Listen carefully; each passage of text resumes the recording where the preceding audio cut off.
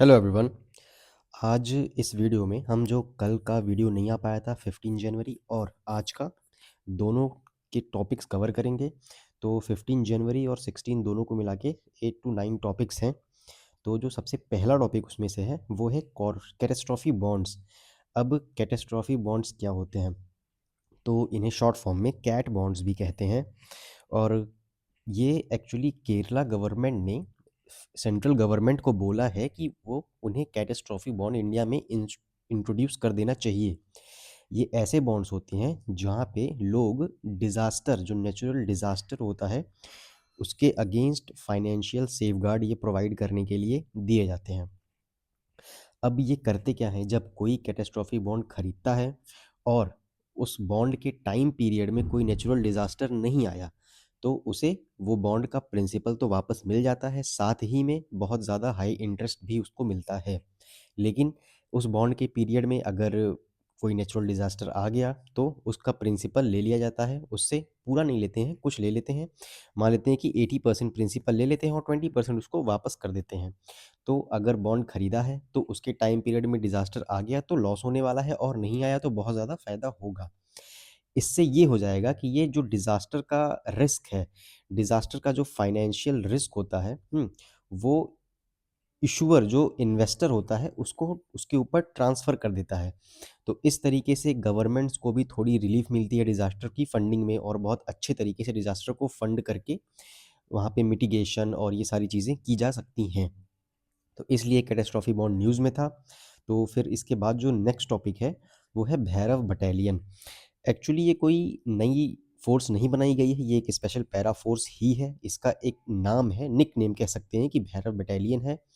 और 15 जनवरी को जो आर्मी डे हमने सेलिब्रेट किया है, हम सेलिब्रेट करते हैं, उस दिन ये पहली बार पार्टिसिपेट करेगी आर्मी डे की परेड में, जो कि होने वाली है कहाँ पे? राजस्थान में। तो पहली बार ये लोग पार्टिसिपेट करेंगे।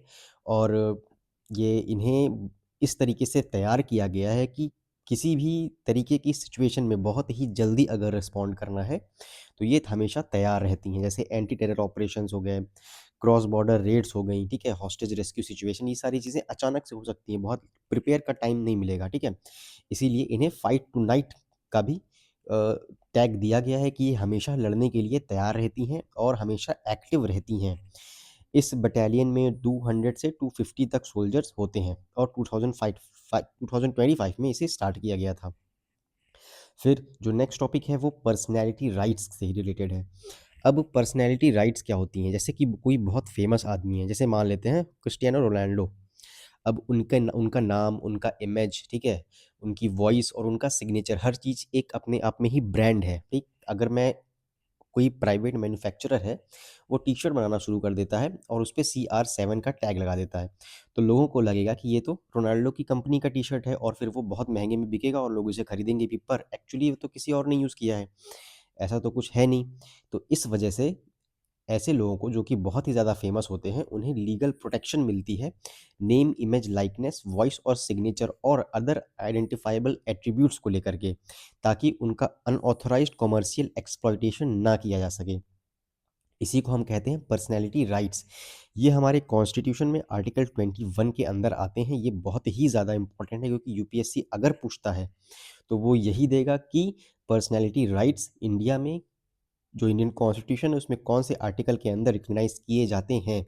आर्टिकल 14, ठीक है, आर्टिकल 20, आर्टिकल 21 या आर्टिकल 30, इस टाइप से कैसे भी ऑप्शंस आ सकते हैं, पर ऑप्शन क्या होगा? आर्टिकल 21 पे ही हमें जाना है। तो ये थी पर्सनैलिटी राइट के रिगार्डिंग जो इन्फॉर्मेशन। फिर एक टाइप का सूट होता है, जॉन डो लॉ सूट कहते हैं जिसे। इसका बस मतलब जानना है कि इसका मतलब है कि जब भी कोई लीगल एक्शन फाइल किया जाता है किसी अननोन आदमी के अगेंस्ट, किसी एनोनिमस पार्टी के अगेंस्ट, हार्मफुल एक्टिविटी जैसे ऑनलाइन फ्रॉड, ठीक है, डिफेमेशन या इंटेलेक्चुअल प्रॉपर्टी का थेफ्ट, इन सारी चीज़ों को रोकने के लिए, जिसमें जो ऑपोजिशन होता है, ठीक है, वो अननोन होता है, तो उसे John do suit law suit कहते हैं। फिर इसके बाद आता है एक छोटा-सा टॉपिक है प्रवासी भारतीय दिवस, जिसे 9 जनवरी को हम सेलिब्रेट करते हैं। और ये पहले तो हर साल मनाया जाता था, पर 2015 से इसे हर 2 साल पे सेलिब्रेट किया जाता है। सेलिब्रेट किया किया जाता है हर 2 साल पे, ये आता तो 9 जनवरी हर साल है, पर गवर्नमेंट इसे बड़े स्केल पे हर 2 साल पे सेलिब्रेट करती है। पिछले साल जो सेलिब्रेशन हुआ था वो उड़ीसा में हुआ था बहुत बड़े स्केल पे। 9 जनवरी को ही क्यों मनाते हैं, क्योंकि 9 जनवरी 1915 को गांधी जी इंडिया वापस आए थे और गांधी जी को ग्रेटेस्ट प्रवासी कहा जाता है इंडिया का, इसीलिए इस दिन ये मनाया जाता है प्रवासी भारतीय दिवस। इसके बाद जो टॉपिक है वो है ज़ांस्कर रिवर। अब ज़ांस्कर रिवर न्यूज़ में इसलिए है क्योंकि यहाँ पे एक चीज़ होती है, इसका नाम है चादर ट्रैक। अब चादर ट्रैक में होता क्या है कि लोग, जो रिवर की सरफेस होती है ना वो फ्रोज़ हो जाती है, तो उस पे लोग चलते हैं। इस बार ये नहीं हुआ है, क्यों? क्योंकि रिवर की सरफेस अच्छे से फ्रोज़ नहीं हुई और आइस की जितनी थिकनेस चाहिए होती है इस चादर ट्रैक के लिए, उतनी थिकनेस मिल नहीं पाई। तो ये एक सिंबल है क्लाइमेट चेंज का, ग्लोबल वार्मिंग का, इस वजह से ये चीज़ न्यूज़ में थी। अब ज़ांस्कर रिवर जो है वो इंडस रिवर सिस्टम का पार्ट है और ये इंडस की लेफ्ट बैंक ट्रिब्यूटरी है। जैसा कि यहाँ पे देख सकते हैं, ये ज़ांस्कर रिवर है जो जा रही है और ये इंडस रिवर है। तो ये इसकी लेफ्ट बैंक ट्रिब्यूटरी है, ज़ास्कर रिवर। इंडिया में ही ओरिजिनेट होती है ये। और अब ज़ास्कर रिवर जो एक्चुअली बनती है वो यहाँ से, अगर आप ध्यान से देखें इसमें, तो ये 2 स्ट्रीम्स से मिल कर के बन रही है। इन दोनों स्ट्रीम्स का क्या नाम होता है, ठीक है? एक करायागी रिवर है, फिर सराप रिवर है और फिर दोदा रिवर है। ये 3 रिवर्स मिल कर के इसे बनाती हैं, ठीक है? ये सराप रिवर, कराग रिवर और ये दोदा रिवर, ये 3 रिवर्स मिल कर के फाइनली मिल कर के किसे बनाती हैं? ज़ांस्कर रिवर को बनाती हैं, जो कि फिर नॉर्थ वेस्ट डायरेक्शन में फ्लो करती है। अब ज़ास्कर रिवर गॉर्ज भी बनाती है। इंडिया में और भी बहुत सारी रिवर्स हैं जो कि गॉर्ज बनाती हैं, जैसे कि इंडस है, ब्यास है, सतलज है, ठीक है? और चंबल रिवर है, चंबल के भी गॉर्ज बनते हैं कोटा के पास। फिर गोदावरी रिवर का गॉर्ज बनता है पोलावरम में, घाघरा रिवर का बनता है शीशा पानी में और नर्मदा रिवर का बनता है मार्बल रॉक्स में। तो ये सारी रिवर्स हैं इंडिया में जो गॉर्ज बनाती हैं, तो ज़ास्कर रिवर भी गॉर्ज बनाती है और यू शेप वैली भी ये फॉर्म करती है और हैंगिंग वैलीज भी ये फॉर्म करती है। इसी वजह से ये ज़ास्कर रिवर न्यूज़ में थी। बस आपको पता होना चाहिए कि ये लद्दाख के एरिया में पाई जाती है, इंडस की लेफ्ट बैंक ट्रिब्यूटरी है और 3 स्ट्रीम से मिलकर के ये फाइनली बनती है और चादर ट्रैक नाम का इवेंट यहाँ पे होता है। फिर जो हमारा नेक्स्ट टॉपिक आएगा वो है आर्टेमिस मिशन। अब आर्टेमिस मिशन क्या है? तो नासा का जो आर्टेमिस प्रोग्राम है वो एक long term lunar exploration programme है, ठीक है? ये लूनर एक्सप्लोरेशन प्रोग्राम है, इसका ऑब्जेक्टिव सिंपल सा है, ह्यूमंस को दोबारा मून पर ले जाना और आगे चल के मार्स मिशन के लिए भी बेस बनाने का, क्योंकि नासा का प्लान है मार्स पे भी ह्यूमंस को ले जाने का। तो आर्टेमिस मिशन का पूरा वो है, फ्लो है, 1 2 3 4 ऐसे बहुत सारे मिशंस हैं। जो पहला मिशन था 2022 में वो अनक्रूड मिशन था। फिर जो दूसरा है वो क्रूड मिशन होगा पर मून पे लैंडिंग नहीं होगी। फिर जो तीसरा मिशन होगा वो क्रूड भी होगा और मून पे लैंड भी करेगा। तो जो आर्टेमिस 2 मिशन है वो नासा का फर्स्ट क्रूड मिशन है आर्टेमिस प्रोग्राम का। इसमें 4 एस्ट्रोनॉट्स होंगे और ये मून के अराउंड फ्लाई बाई करके आ जाएंगे, लैंड नहीं करेंगे। ये चीज़ ध्यान रखनी है, आर्टेमिस 2 में क्रूड मिशन है पर मून पे लैंडिंग नहीं है। ओरियन स्पेस क्राफ्ट का इस्तेमाल किया गया है, लाइफ सपोर्ट सिस्टम है इसमें, डीप स्पेस नेविगेशन को टेस्ट भी किया जाएगा। इसका मेन ऑब्जेक्टिव यही है कि ये मिशन मून तक जाके वापस आएगा ताकि फ्यूचर में लैंडिंग सेफ हो सके, इसको चीज़ को टेस्ट भी किया जाए। आर्टेमिस 2 को स्पेस लॉन्च सिस्टम से लॉन्च किया जाएगा और ओरियन स्पेसक्राफ्ट के अंदर ही इसमें एस्ट्रोनॉट्स रहेंगे। फिर जो आर्टेमिस 2 है उसमें जो एस्ट्रोनॉट्स हैं वो 3 एस्ट्रोनॉट जो हैं वो नासा के हैं, ठीक है? और 1 एस्ट्रोनॉट्स कहाँ का है? कनाडा का है। तो इस तरीके से 4 एस्ट्रोनॉट्स इसमें होंगे। जो इसका मेन इंपॉर्टेंस है ये कि ये जो डीप स्पेस में ह्यूमंस के साथ फर्स्ट फ्लाइट टेस्ट का मिशन है और life support, communication, radiation, exposure, ये सारी चीज़ों को वेरीफाई करेगा ये। इसकी सक्सेस के बाद ही आर्टेमिस 3 की लैंडिंग पॉसिबल हो पाएगी। अगर बाकी सारे मिशंस को भी आपको ध्यान रखना है कि आर्टेमिस 1 2 3 इनकी क्रोनोलॉजी, ठीक है, और क्या क्या सबका एम था। तो ये इन्फॉर्मेशन थी आर्टेमिस मिशन से रिलेटेड। फिर अगला जो हमारा टॉपिक है वो एक डिजीज़ के रिलेटेड है जिसका नाम है मेनकेस डिजीज़। अब मेनकेस डिजीज़ क्यों न्यूज़ में है? क्योंकि यूएस ने एक ड्रग अप्रूव कर दिया है जिसका नाम है ज़ाइक्यूबो, ऐसा ये पहला ड्रग बनने जा रहा है जिससे मेनकेस डिजीज़ का ट्रीटमेंट किया जाएगा। तो मेनकेस डिजीज़ एक रेयर जेनेटिक डिसऑर्डर है, ठीक है? जेनेटिक डिसऑर्डर इसलिए क्योंकि ये बॉडी में कॉपर के मेटाबॉलिज्म को अफ़ेक्ट करता है और इसमें प्रॉब्लम होती है कि कॉपर एब्ज़ॉर्ब और ट्रांसपोर्ट शरीर में नहीं हो पाता। इस डिज़ीज़ का मेन रीज़न है ATP7A जीन। जो ATP7A जीन है, इसमें म्यूटेशन हो जाती है। इस वजह से ये जीन कॉपर को सेल्स के अंदर ट्रांसपोर्ट करने में मदद नहीं कर पाता है फिर जब एटीपी जीन खराब हो जाता है, सेल्स कॉपर सेल्स के अंदर ट्रांसफ़र नहीं हो पाते हैं, इस वजह से वो बॉडी में प्रॉपर्ली डिस्ट्रीब्यूट भी नहीं हो पाते हैं और फिर किसी को जिसको के साथ भी ये दिक्कत हो रही है उसे मेनिकेस डिजीज़ हो जाती है। 2 टाइप की जीन्स याद रखनी है, एक ATP7A है और एक ATP7B है। जो 7A है वो मेनिकेस डिजीज़ है, ठीक है? और जो 7B है वो विल्सन्स डिजीज़ है। अब इन दोनों में थोड़ा-सा डिफ़रेंस है, वो डिफ़रेंस हम देखेंगे अभी। पहले हम देखते हैं मेनिकेस डिजीज़ के बारे में थोड़ा-सा। तो ये ज़्यादातर मेल चिल्ड्रंस को अफ़ेक्ट करता है। क्यों? क्योंकि ये एक्स क्रोमोसोम से लिंक्ड रिसेसिव डिज़ीज़ होती है और फीमेल्स मोस्टली इसकी कैरियर होती हैं। तो इसमें होता क्या है, फीचर्स क्या हैं इसके कि किंकी हेयर्स होते हैं, स्पार्स हेयर होते हैं, ठीक है? ब्रिटल हेयर होते हैं और न्यूरोलॉजिकल प्रॉब्लम्स होती हैं, डेवलपमेंट डीके हो जाता है, ठीक है? डेवलपमेंटल डिले हो जाता है और सीज़र्स आते हैं, कनेक्टिव टिश्यू वीकनेस होती है। तो ये सारे इसके सिम्पटम्स हैं। कॉपर बॉडी में एंजाइम्स के लिए बहुत ही ज़्यादा ज़रूरी होता है, जैसे कि साइटोक्रोम, ठीक है? लाइसिल ऑक्सीडेज़, ये सारी चीज़ों के लिए ये ज़रूरी होता है और इसलिए मेनकेज़ में प्रॉब्लम क्या आती है, ब्रेन डेवलपमेंट अफ़ेक्ट होता है, ब्लड वेसल्स और बोन्स वीक हो जाते हैं और इस वजह से ये एक बहुत ही ज़्यादा प्रॉब्लमैटिक डिज़ीज़ है। इसका क्योर तो नहीं होता है कोई, लेकिन अर्ली स्टेजेस में कॉपर हिस्टिडाइन इंजेक्शन से सिम्पटम्स को थोड़ा-सा स्लो किया जा सकता है। लेट डायग्नोसिस में ट्रीटमेंट इफ़ेक्टिव नहीं हो पाता ये वाला। तो जैसा कि 2 डिजीज़ की बात की थी हमने, एक मेनिकेस और एक विल्सन, अलग-अलग थी। ATP7A था इसका और इसका ATP7B था। तो जो विल्सन्स डिज़ीज़ होता है, इसमें कॉपर एक्यूमुलेशन होने लगता है और जो मेनिकेस डिज़ीज़ होती है, ठीक है? इसमें कॉपर डेफिशिएंसी होने लगती है। तो जो विल्सन्स डिज़ीज़ है, ये ऑटोसोमल रिसेसिव है और जो मेनिकेस डिज़ीज़ है, ये x chromosome linked recessive gene है, ठीक है? एक्स क्रोमोसोम से लिंक्ड है ये रिसेसिव डिज़ीज़।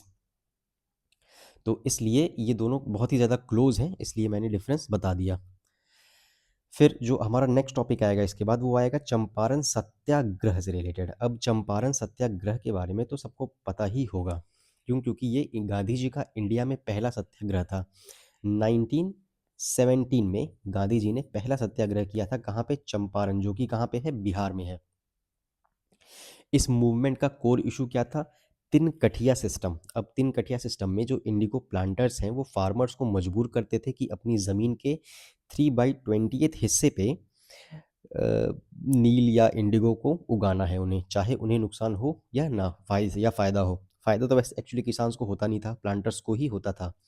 तो इस दिक्कत को देख कर के कि जब ये सारी चीज़ें, इतना ऑपरेशन चल रहा है फार्मर्स का, तो गांधी जी को चंपारण बुलाया राजकुमार शुक्ला जी ने। ये एक इंडिगो फार्मर ही थे और ये चाहते थे गांधी जी इस इशू को उठाएं और इसे सॉल्व करें। फिर अब गांधी जी ने क्या किया? गांधी जी ने विलेज में जाके ग्राउंड लेवल पे इन्वेस्टिगेशन की, फार्मर्स को के स्टेटमेंट्स को रिकॉर्ड किया, ठीक है? नॉन कोऑपरेशन और पीसफुल प्रोटेस्ट का यूज़ किया। ब्रिटिश अथॉरिटी ने उन्हें डिस्ट्रिक्ट छोड़ने का ऑर्डर दिया था, गांधी जी ने उसे रिफ्यूज़ कर दिया और इसी से मूवमेंट नेशन वाइड अटेंशन में आ गया। यहाँ पे पहली बार गांधी जी ने सिविल डिसोबीडियंस का भी इस्तेमाल किया था। प्रेशर के बाद ब्रिटिश गवर्नमेंट ने चंपारण एग्रेरियन कमेटी बनाई, जिसमें गांधी जी भी मेंबर थे और इसका रिजल्ट क्या आया कि तिनकठिया सिस्टम को एबॉलिश कर दिया गया और इंडिगो प्लांटर्स को कॉम्पोजिशन देना पड़ा। कॉम्पोजिशन कितना देना पड़ा? उन्हें 25% कॉम्पोजिशन देना पड़ा, जो भी अनलॉफुली एक्सट्रैक्टेड मनी था। तो मूवमेंट का एम क्या था? वो अचीव हो गया कि इस प्रॉब्लम को सॉल्व कर दिया गया। ये गांधी जी का फर्स्ट सक्सेसफुल मास मूवमेंट था इंडिया का। इसने गांधीयन मेथड्स को, जैसे कि सत्याग्रह या ट्रुथ और नॉन वायलेंस को नेशनल लेवल पे इस्टेब्लिश किया। इसने पीजेंट्स को फ्रीडम मूवमेंट का भी एक्टिव हिस्सा बना दिया था। तो इसलिए ये मूवमेंट बहुत ही ज़्यादा इम्पोर्टेंट हो जाता है।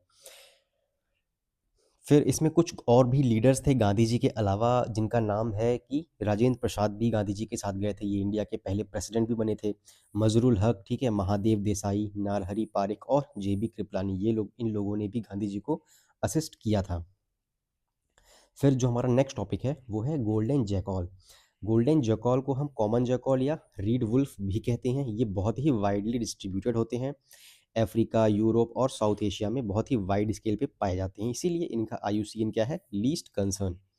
और ये बहुत ही ज़्यादा अडेप्टेबल होते हैं वैलीज़ में, रिवर बेसिन्स में, वेटलैंड्स में, एग्रीकल्चरल लैंडस्केप्स में, यहाँ तक कि कोस्टल एरियाज़ में भी ये पाए जाते हैं।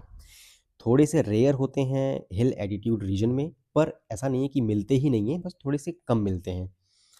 और ये नॉकटर्नल होते हैं, मतलब रात में निकलते हैं। मोनोगैमस पेयर होता है, मतलब एक टाइम पे सिर्फ एक ही पार्टनर के साथ ये ब्रीड करते हैं। ओमनीवोरस होते हैं और अपॉर्चुनिटिक फॉरेजर्स होते हैं। ओमनीवोरस मतलब कुछ भी खा सकते हैं, और अपॉर्चुनिटिक फॉरेजर्स का भी यही मतलब होता है कि ये सिचुएशन के हिसाब से अपनी डाइट बदल सकते हैं। ऐसा नहीं है कि ऐसा है कि अगर वो वैलीज़ में रह रहे हैं तो जैसे जानवर या जैसी चीज़ें वहाँ मिलेंगी वो उसे खा लेंगे। कोस्टल एरियाज़ में रह रहे हैं तो वहाँ के हिसाब से, वहाँ की फूड के अवेलेबिलिटी के हिसाब से अडैप्ट हो जाएँगे। वेटलैंड्स में रह रहे हैं तो वहाँ की फूड अवेलेबिलिटी के हिसाब से अडैप्ट हो जाएँगे, इसीलिए इन्हें अपॉर्चुनिटिक फॉरेजर्स भी कहते हैं। और ये रहते कैसे हैं, ये नेचुरल जो बरोज़ होती हैं ज़मीन में गड्ढा बना के वैसे रहते हैं, या नेचुरल सिवाइसेस जो होती हैं, शेल्टर बन जाता है जिसमें, उसे भी शेल्टर बना के ये रहते हैं।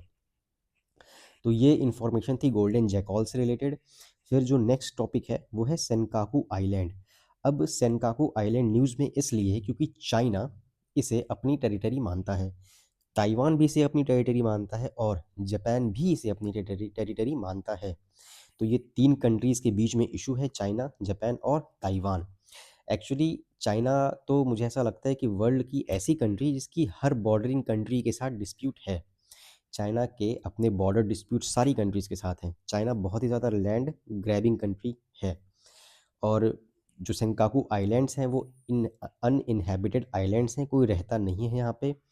और बहुत ही ज़्यादा ये फ्लैश पॉइंट का कारण बनते हैं एशियन जियोपॉलिटिक्स में।